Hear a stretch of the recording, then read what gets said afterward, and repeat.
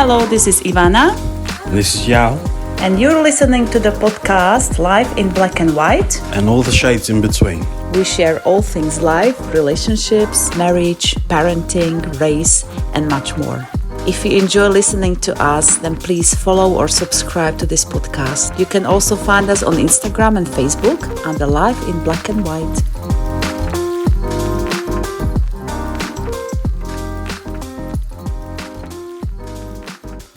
Welcome back to Life in Black and White. Hi. I'm sorry, but always you give me this look when I say black and white.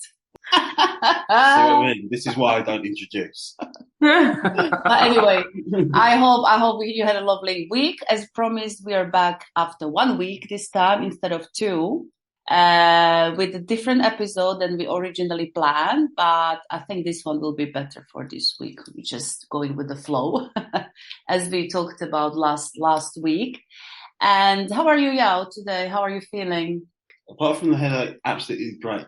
I want to just get in. I want to get in because I'm interested and I'm curious about the story. Okay. So Okay. I'll shut up then. Thank you. Just straight to our guest. So today we're talking to two amazing people and a married couple, Tessa and Dennis, creators of Dstnct Art Media. I just love their energy, and I'm sure you're going to love their energy as well. They're based in Florida, and they have, apart from the company, they have very, very powerful story to share.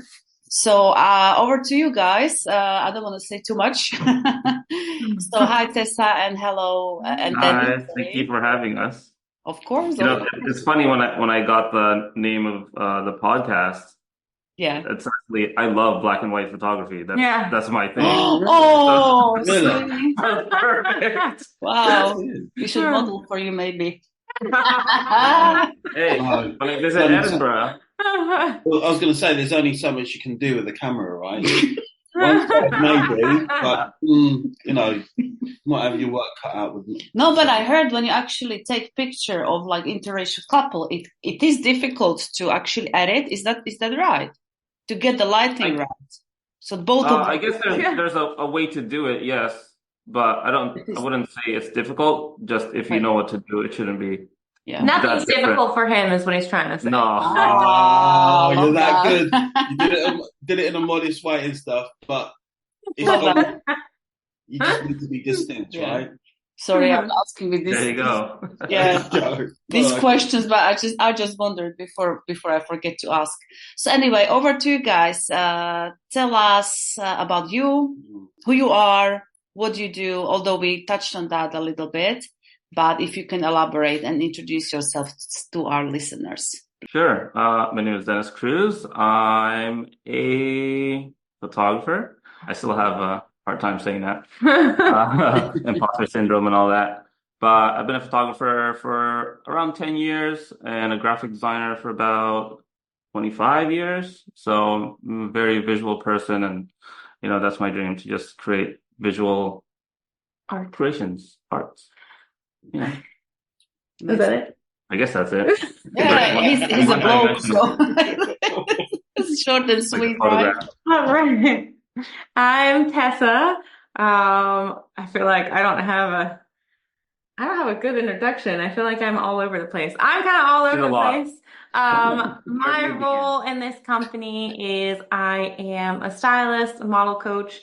I'm learning how to edit videos. That is my new project that I'm doing. And I do the directing when he likes to focus on the camera. I like to work with people. That's my background, is I'm very much a people person. Before this, I was actually an indoor skydiving coach. And I've just always, and then before that, I have my bachelor's in biochemistry. So like I was gonna say, I'm all over the place. But I really like working with people. That's something that's super meaningful to me. Any clients that we have, it's more than just getting your photo taken. It's an experience. I like to teach people. I like to make people feel comfortable. So they're leaving the shoot with memories and not just with photos. I think that to us is a really big part of what we do, is giving people an experience, right? Because there's a lot of photographers in this world, but what we provide is an experience for people to take, is a memory for people, right? So when they look at the photo, they also think of that memory, right? So that's part of what I like to do with like when we work together. It's a very dynamic approach to what we do. Is he's very like serious and reserved, and I'm oftentimes this like that's why I joke. I'm like I'm kind of the entertainer too because I, I do. I love being a part of people's experience in this world, you know, like bringing people joy. I love Mhm. that. We have so much in common, Tessa, I think. No? A lot of similarities just from what you just said. What? Really? Yeah. All over the place, entertainer, like to be. His reaction is kind of like my reactions. What? He's like, you are? Yes, Okay. I am. Okay. Let's go with the flow. Anyway, this is not about you, Yao. Okay. I mean, not about me, should I say. But I was going to say that I love photography myself. By no means I'm a professional photographer. I just love taking pictures just with my phone. I love capturing the moment, exactly what you just said. But I find that, in all due respect to all the amazing photographers out there, I see so many professional photographers and I look at their pictures and they're absolutely awful. I mean, not yours. And this is what I'm like. I check your website. We don't have to name names here. Oh my God, finally, a good photographer. Because my point is there are so many photographers, but finding a good photographer is so hard. I remember when I wanted pictures for myself, I went to this networking meeting and I met professional photographer who did photography for 20 years. And I looked at the website like, but I take better pictures with my phone. I think there are things you can't learn when it comes to photography. You have to have the eye for it. Do you agree? Yeah. Like, and you have that. 100%. We leave the links to your website, of course, in the description. Yeah. And that's what I want to stress. You have the eye for it. And I don't know if you realize how rare this is these days. Yeah, I think I have a little bit of natural ability. I mean, coming from graphic design, I've always lent towards visual arts. But I think it's deceptively hard photography. It just seems so easy because you press a button, especially with phones these days. It's very easy. You can see it really big. You know, the phone helps you with the exposure a little bit, and it's easier to take a photo. It's easy to get into the world, but it's hard to do it well, right? So there's like thousands, like so many photographers, but there's very select few. Like with him, and in learning from him, like he pays attention to detail that I feel like a lot of photographers don't. Like every little thing, I think from the graphic design background that he has, he'll look back and like see shapes and position people within shapes, and a lot of attention is paid to those details. And he taught me, so you know, and I like cold shoots with him, I look through photos with him. So even me now too, like I look out for those things, and I see a lot of quote unquote mistakes in photographers' photos because they don't pay attention to small little details, right? So a lot of people just pick up a camera and they're like, look, let me pay for a nice camera, take a hot girl and take a picture of her, and now I'm a photographer. Yeah. But you make, like, a lot of these people are making a lot of mistakes in posing and, like, you know, just they don't pay attention to detail anymore, right? Mm-hmm. So, like, when we go on a shoot, we were shooting this lady for a magazine last week, and she even commented that. She was like, you know, because he'll see every small detail he'll see, and so he'll be like, no, we got to fix the blind in the background, right? The blind is crooked. So those little tiny things, like those little details, is what take people from being from just another average photographer to being extraordinary, right? So like it's the little things, you know, or just changing the angle slightly, no, makes all the difference, no. Yeah. So you are very good at that. I have to point out. So if you're listening to us, make sure to check the website because it is stunning. And I'm not just saying that. I really mean it.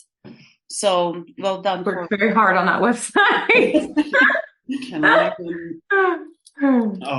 Can I just say that I'm a little bit jealous because for every one photo that my wife actually likes, I take about 50. And you think that's an exaggeration, but it's not, because I'm taking from. You don't see the detail. Oh. No, but that still happens. That still happens with us. Yeah. He'll take a whole bunch of photos of me, and I think it's a woman thing. Yeah. Okay.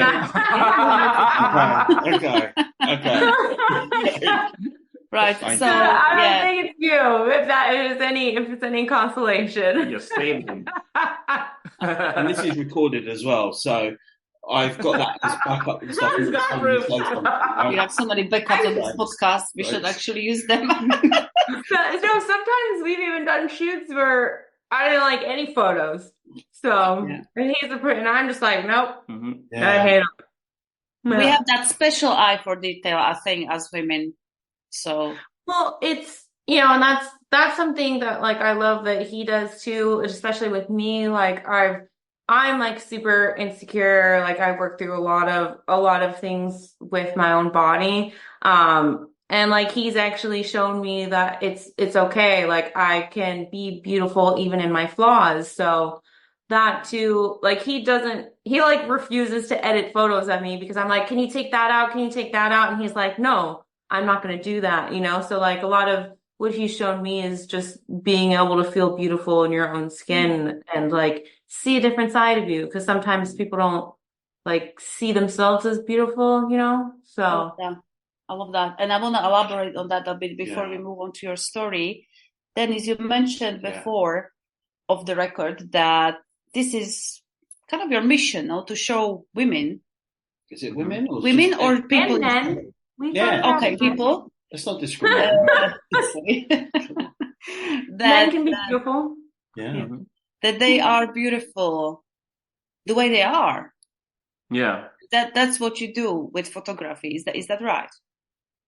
Yeah, I would say that's one of the things I do, and probably the most rewarding thing for me is photography. Like when I've photographed, women that have 4 children and they don't feel like they're beautiful anymore, and they see a photo that her and I put together and worked on, and they see it and they cry. They cry on set, and it's just it's so beautiful. It's like, that's rewarding to me. For me, it's like it's easy to take a photo of a beautiful supermodel. That's easy. It's fun. There's nothing wrong with it, but it's not as rewarding as showing a regular person that they're not ugly. Yeah. And they're not unworthy because they're not attractive or something, whatever they're. And that's just in the posing that he does is it's not like overtly sexy, right? It's more like, like powerful. So I think that's like there are some sexy images in there, but it's not like, like cheap. It's not like vulgar in their posing. It's not like ass photos. It's women can be bold and powerful, and in that power you find that sexiness, right? Yeah. Very well said. Yeah, couldn't agree more. I think that's one of the reasons why many women especially don't find themselves beautiful, because especially back in the day, you only had top models in the magazines, in the media. That was all you saw. So I think with your work, you help to break this stigma and to actually show what beauty really is. That is not just, perfect body, although what is perfect, that's for another day, but that's amazing. I have, like you talked about, mothers. I'm a mother after 3 children, and obviously my body is not what it used to be, and I still struggle with it myself. When I look at old pictures, or I have these muscle separations after birth, so I still look like pregnant. And then the other day I saw a picture. Do you know Stacey Solomon? She's quite popular here in the UK. She's. I don't think I do. No, she's like singer and and reality. Yeah. It doesn't matter, but she often posts very, very honest pictures of her body, and she has very similar body to mine, and just showing it made me feel so good. Yeah. Exactly what you're saying. It's amazing you're doing that. I just wonder how it looks in practice. So say a woman comes to you and says, I don't feel pretty and I want to help me, or she has completely different goal when she comes to you and then you help her to see that. I think I haven't gotten someone that actually comes to me and tells me that this, that's their goal or that's their insecurity. They have this goal to do a photo shoot, because they know that that's one of their goals, and they just need pictures for whatever reason, and then during the photo shoot help them to unleash the beauty. Exactly. Yeah. And I think that's I think it's kind of like a hidden confidence.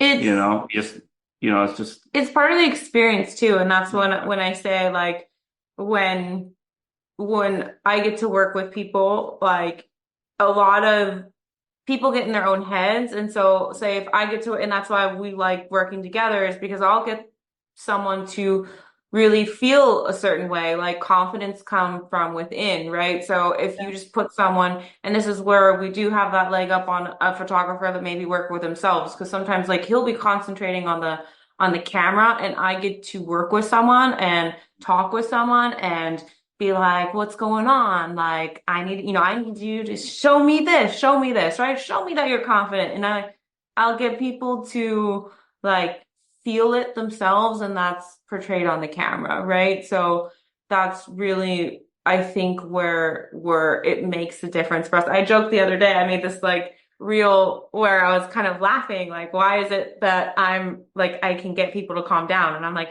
I used to coach people in a wind tunnel for 5 years. So if I can get people to calm down in that situation, I can get you to calm down in front of a camera. And I think that's where it really comes from. A lot of people feel uncomfortable taking a photo, and then if you feel uncomfortable, that's always going to be portrayed in the photo. So making someone feel beautiful really comes from seeing them and letting them know, hey, you are beautiful.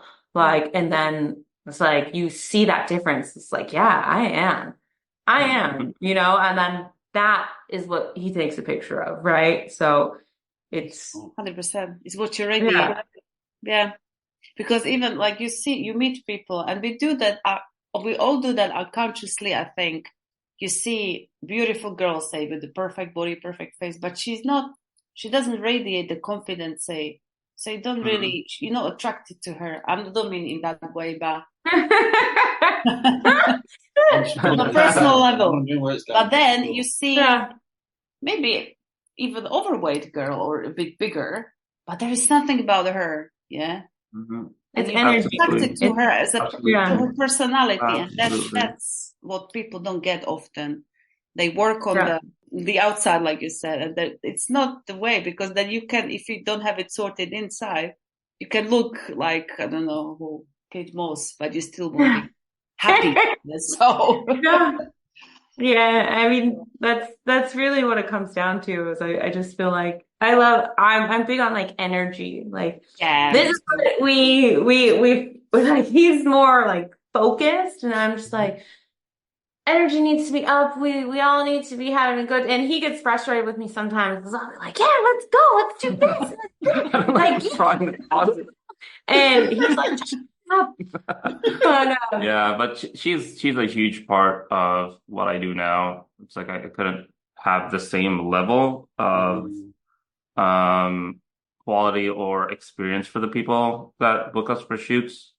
I joke now that she stole all my my repeat clients. Now they're friends with her. I'm top liver now. He's supposed to be like, Tessa, you're so amazing, thank you. And he's like, what the?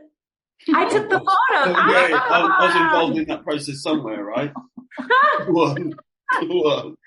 But you know what? It's human interaction that we come back for. Like, I'm actually still a server right now at a restaurant, and that's what it is. Like, and restaurant, it's like, it's the same thing.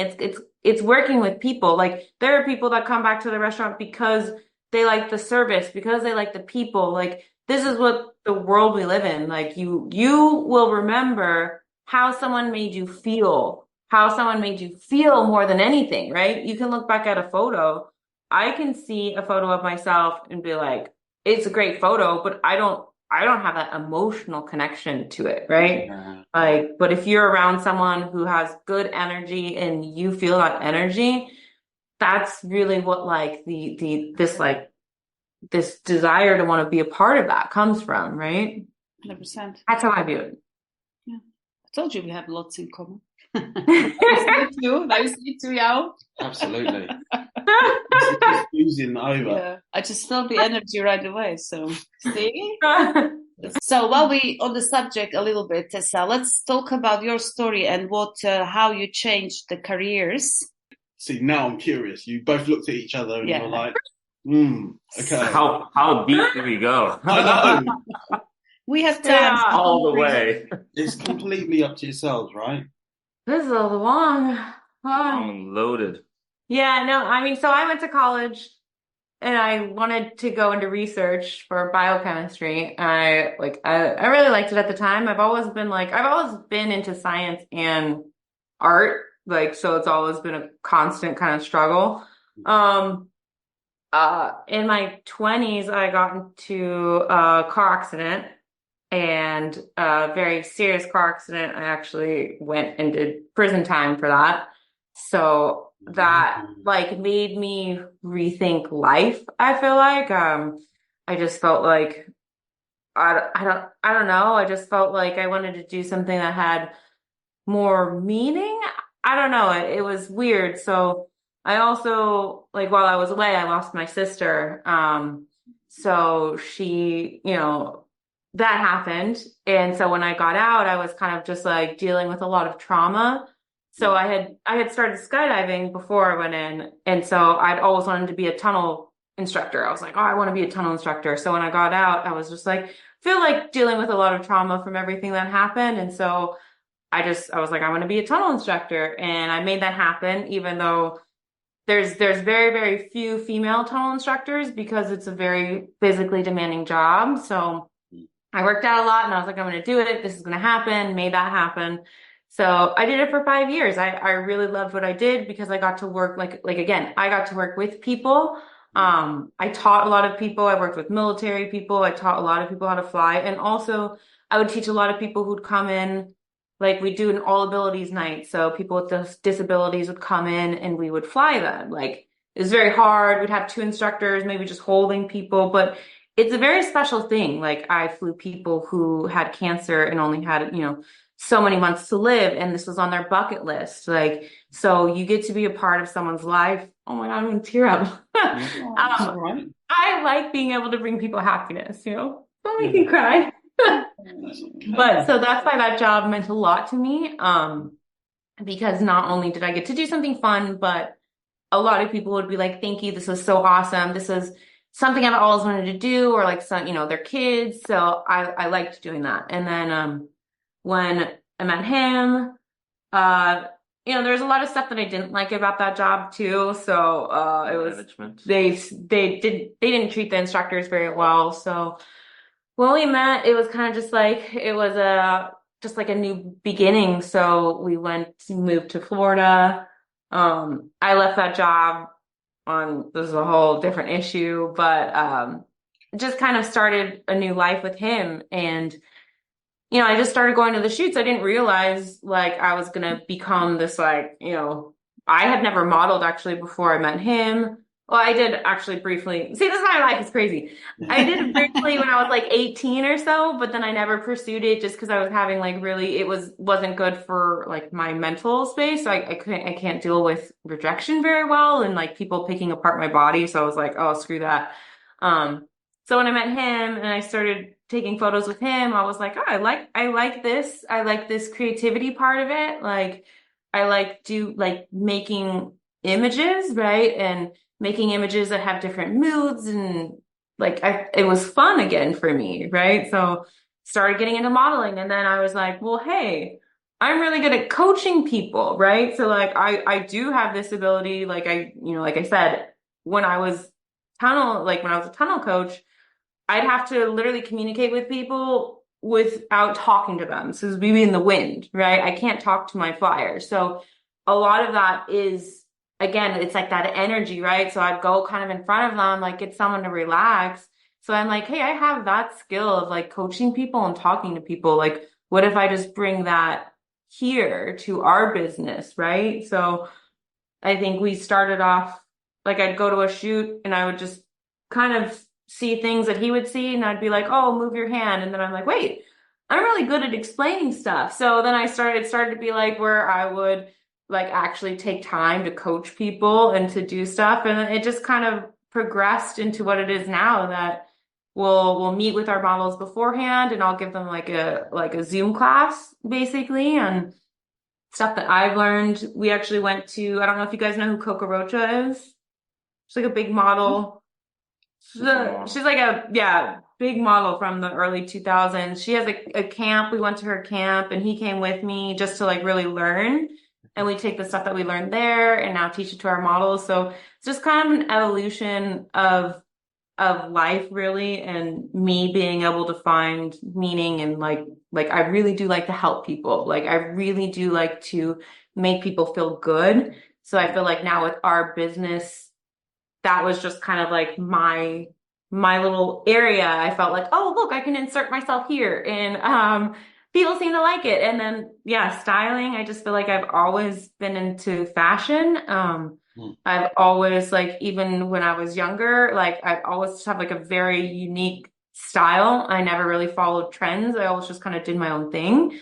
And so that I was like, hey, I started by like just being like, oh, this jewelry will work well. And then I just started making outfits for people, like, and then people like it. So it's just kind of just like, you're just going making it up. Yeah, making it up as I go along, really. And I'm being like, oh, well, I did that. Someone liked it. And I made someone feel good. So I'm going to keep doing that, But yeah, that was the evolution of the process.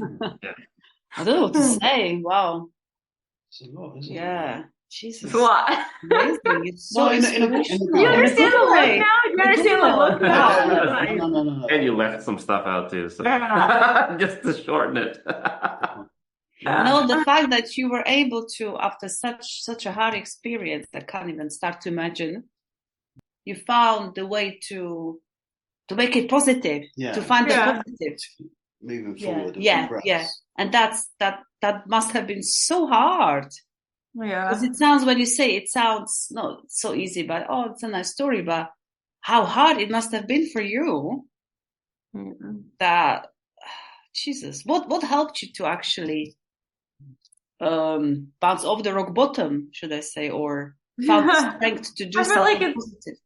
Like still an active struggle. I mean, like I said too, when I got out of prison, it was more just like I think getting into tunnel like being a tunnel instructor was something I'd want to do for a long time because I had started skydiving and it was just like I just admired tunnel instructors for so long, and so I got a job working just as at the front desk of the tunnel, the iFly location. And then an instructor got injured and I was kind of thrown into the training for it. And I think as small as that sounds, is just being able to find something that made me happy, like to focus on.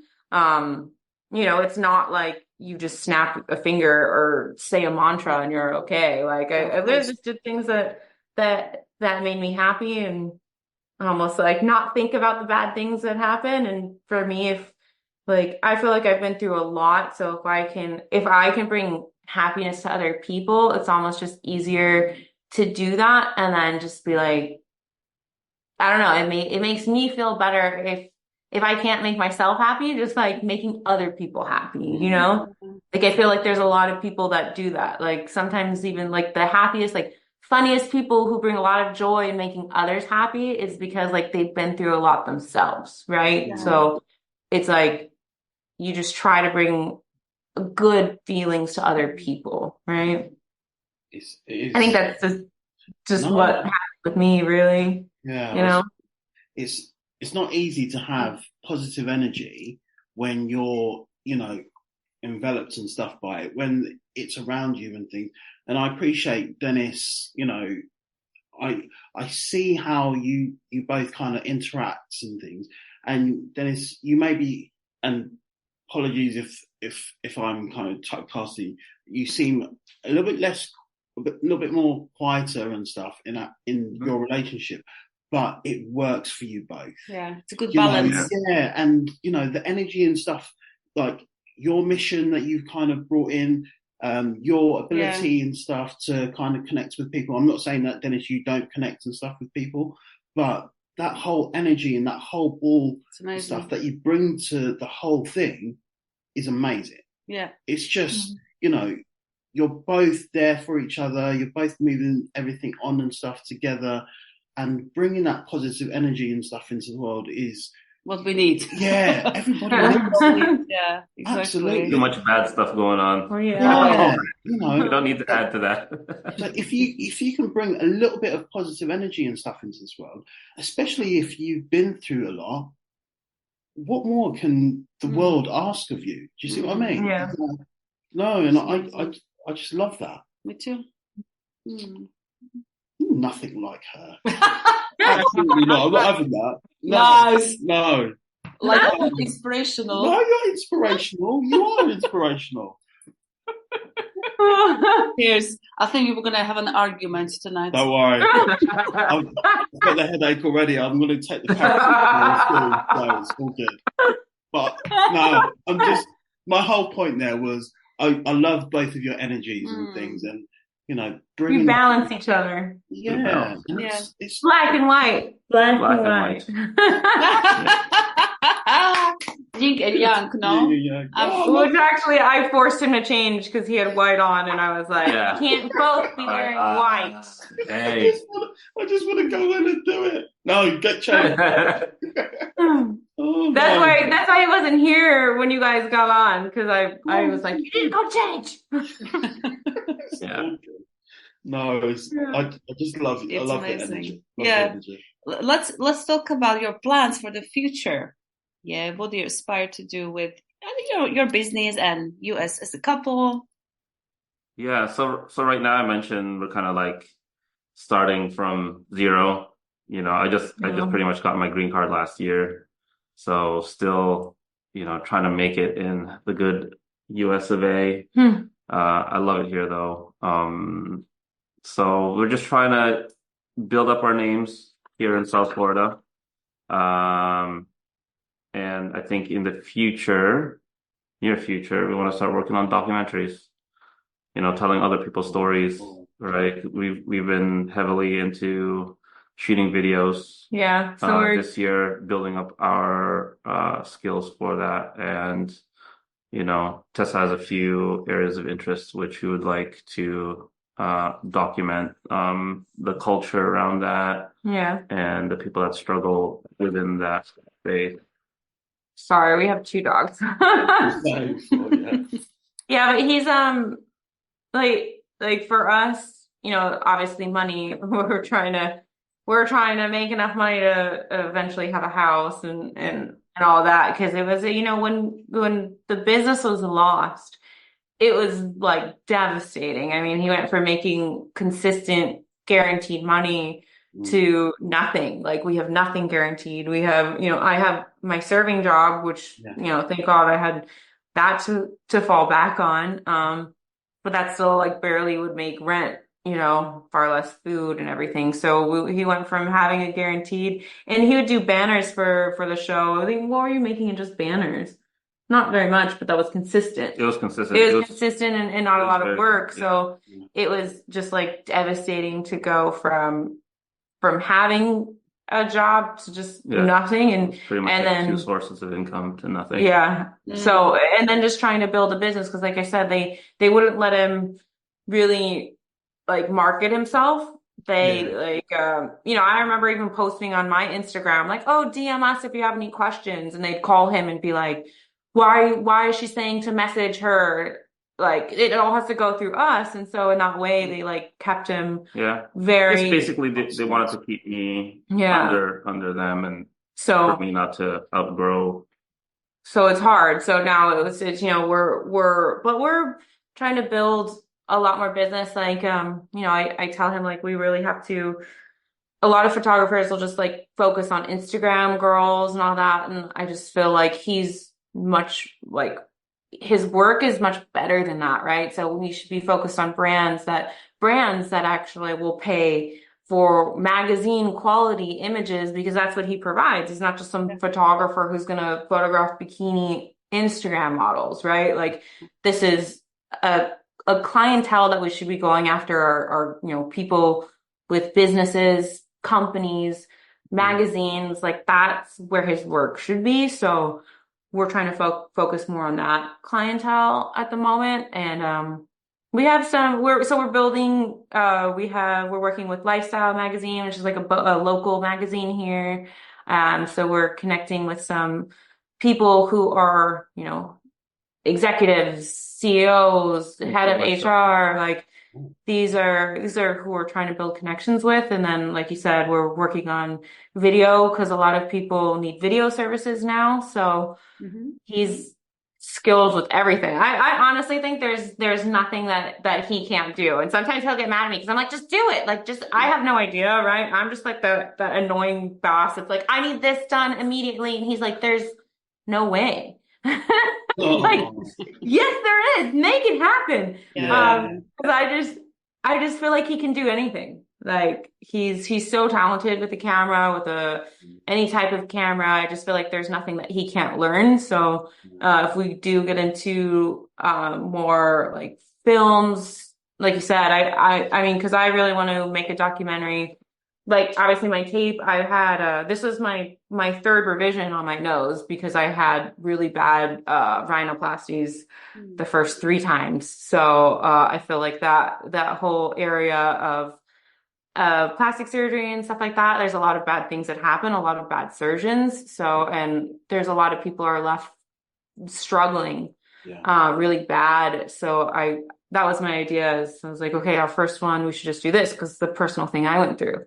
And I just feel like there's a lot of women out there and men too, that don't have their voices heard, so this is kind of, I feel like a new project that maybe we can learn new skills and that aligns with both of our like goals, right? Like helping people feel heard or seen.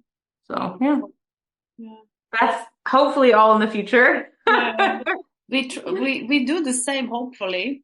With our podcast, but in a different way. To share people's stories because everyone has such a powerful story, something to share. They don't have the platform often, so it's amazing. Now we both do it, but in a different way. I love that. What else did I want to say? I forgot now. Sorry, I had the question. Oh yeah, sorry. I just can't not ask. What is it like to work with your spouse?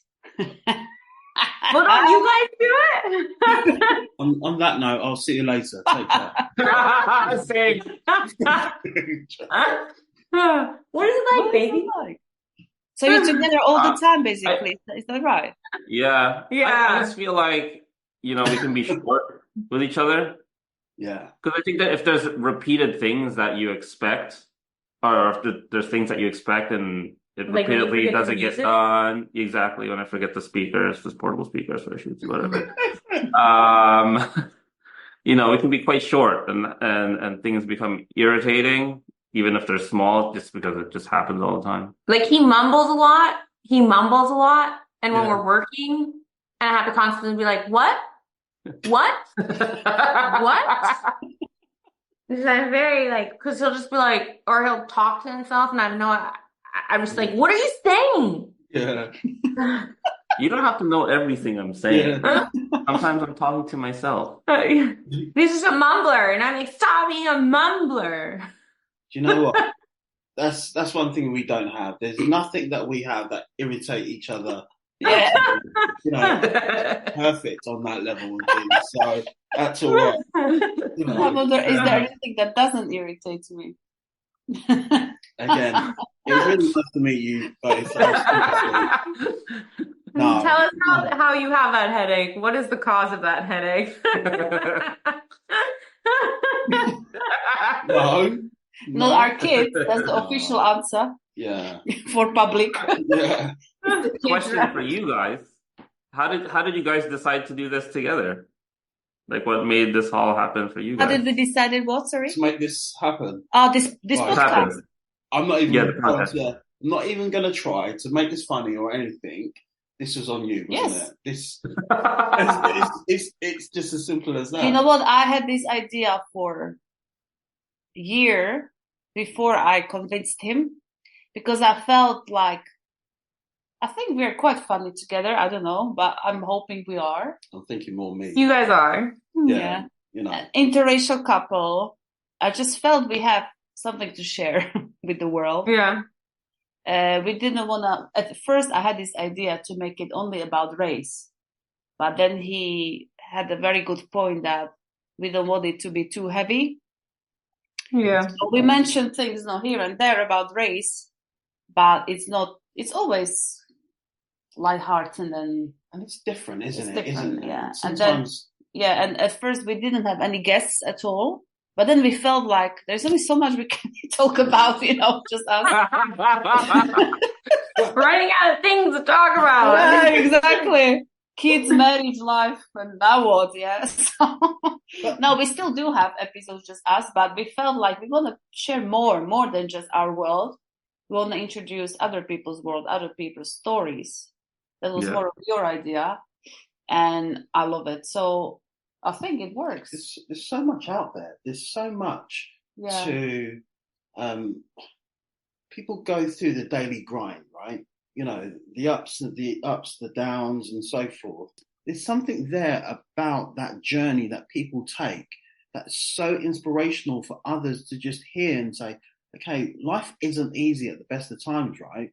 But what do we do to kind of still go for our dreams and still move ourselves forward? And there's so many different variations, but they're so powerful. Listen to your stories and things. Someone out there will listen to it and think, you know what, I can see a little bit of myself in what you've been through. I can maybe do something, right? I can maybe take a step towards something that I want to.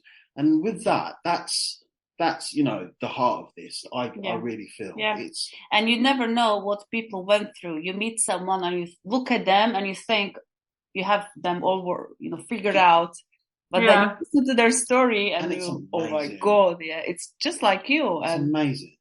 I think everyone has a story that can sell out cinemas. Really? Yeah, if you looked at us, you would think that he'd be the one that went to prison with all his tattoos.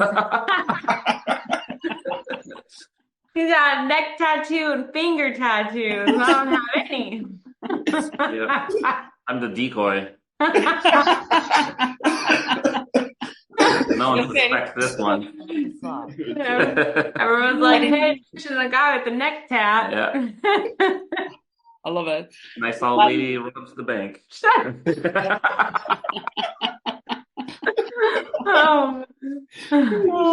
amazing.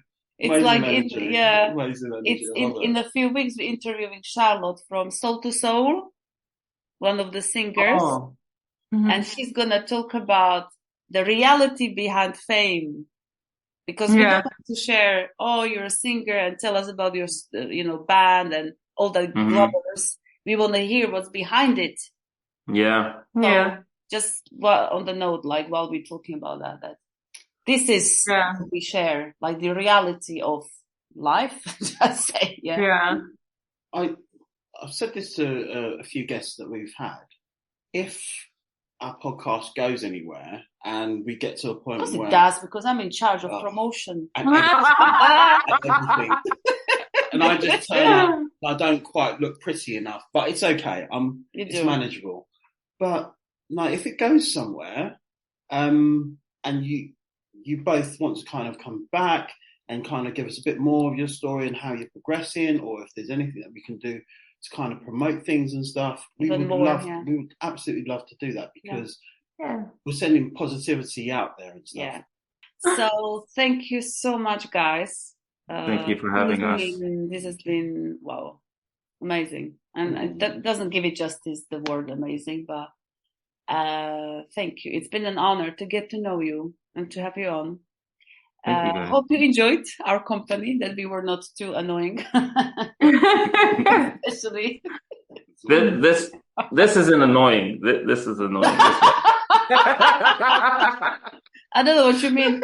By the way, I highly. I'm just picturing how much pain you're going to be in and stuff for a little while. But it was worth it. It was worth it for this. He's like, please don't hang up. Please don't hang up. Sometimes it's worth it. Sometimes it's worth it. Now we're all laughing, and as soon as this goes off, so. Oh, no, I forgot what I wanted to say. It doesn't matter. Basically, thank you. And we shared the link to your website in the description, of course. Thank you. Amazing. Thank you so much, guys. Wishing you all the best in the world, because you deserve it. And see you hopefully in Scotland at some point. Yeah. Or Florida. Yeah, we'll definitely keep in touch and stuff. 100%. Yeah. And thank you, the listener, to listening to us again. And if you enjoyed this episode, you know what to do.